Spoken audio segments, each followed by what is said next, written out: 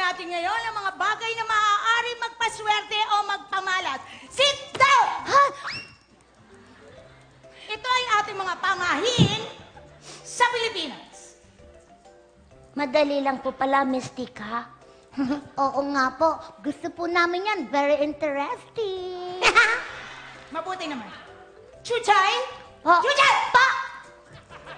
Ayon sa pamahiin, bakit bawal ang nakatapat ang iyong paa sa pintuan pag matutulog?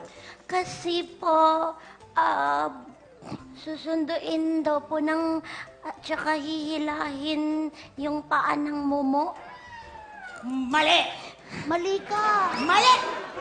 Bawal ang nakatapat ang paa sa pintuan pag matutulog dahil kung nakaharang ang paa mo, paano mo bubuksan ang pinto? Oo nga. Pag pinilit mo buksan, edi nabalian ka. Nga, ganun pala yun. Intelligent. Ganun yun. Sorry. Sorry na po. Sorry na po. Oh, Bubsi! Po! Po? Bakit masamang magpatayo ng bahay na ang mga pinto ay magkatapat? Kaya mo yan. Malas daw po kasi sa pangsoy. Mali! Yan. Ikaw, Chuchay, alam mo? Mali. Eto, masamang magpatayo ng bahay na ang pinto ay magkatapat dahil isipin mo, kung ang pinto ay magkatapat, edi paglabas mo ng pinto, nasa loob ka ulit. Oo Dahil nga. may pinto na naman. Ay, oo nga, no. Hindi ko naisip yun na. Galing, no? Ang mga Sumagi na batang yun. to. Galing. Okay, anyway, you're learning fast. Now, we will go to true or false. Yan. So, yan. Dali-dali niyan. Oh. Are you ready, children? Yes, teacher. Malas daw bang nakakakita ng itim na pusa sa dilim? True or True. false? True. True. Mali. Ha? False. Malas pa ba yung nakita mo sa dilim ang itim na pusa? Maswerte ka dahil ibig sabihin nun, malinaw ang mga mata mo. Kaya false. Malas. Tama. Ngayon. Kaya false. Malas daw magwalis na sahig sa gabi. Ulitin natin, ha? Malilito na yung teacher. Ulitin natin, ha? Minsan kasi ang teleprompter ay, alak-buan ako, ha? Next! Bakit kayo tumatawa? Kasi po nagkamali kayo eh. Ang tao ay nagkakamali din. Oo nga po. At least kumpleto ang ngipin ko.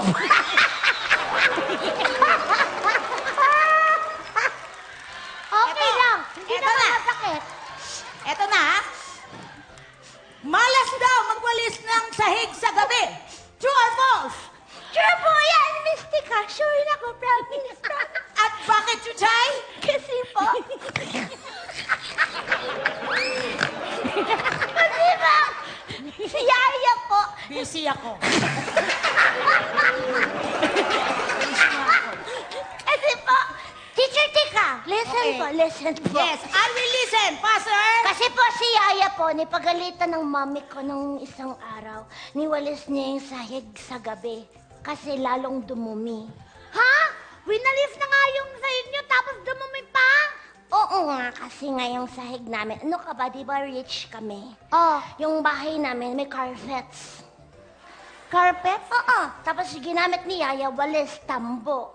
Tapos yung dumi ng walis tambo, lumipat sa carpets. Lalong dumumi. Nagalit sa mami ko. Paano naman naging malas yun? Hala naman, boobs, you're so slow. Nadinig ko kasi sabi ng mami ko kay Yaya, malas ka na, huli kitang nagwawalis. You're fired! Nawala siya trabaho. Stop! Tama na, puro kayo kalokohan. Bumsi! Po! Sit down! Nakakagulat kayo. Magsalita ka! Ito na nga, nagsasalita na nga. Grabe siya. Teacher naman, hindi pa ba pwede kayong maguminahon? Lagi kayong nakagalit na. At sumasagot ka ba, ha? Nakalagay sa script, Miss Tika, masungit, pero na teacher. May pero na at ang teacher na mahinahon?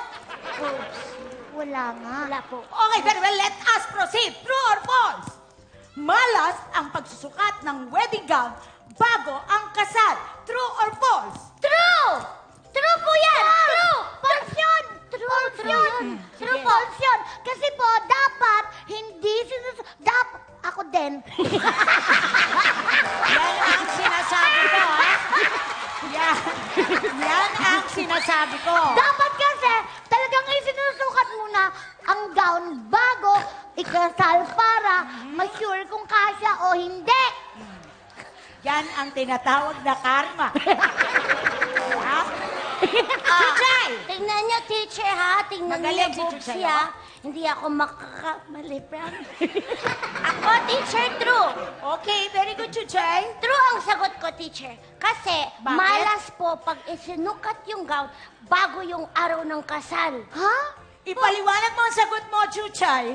Malas pa talaga. Kasi yung ate ko dapat ikakasal po 2 months ago. Tapos narinig ko po, sinabi niya doon sa mapapangasawa niya, walang iya ka! Walang iya ka! Bukas na yung kasal natin! Tapos ngayon, nakikita ko isinusukat mo yung wedding gown ko! Bakla ka! Bakla ka!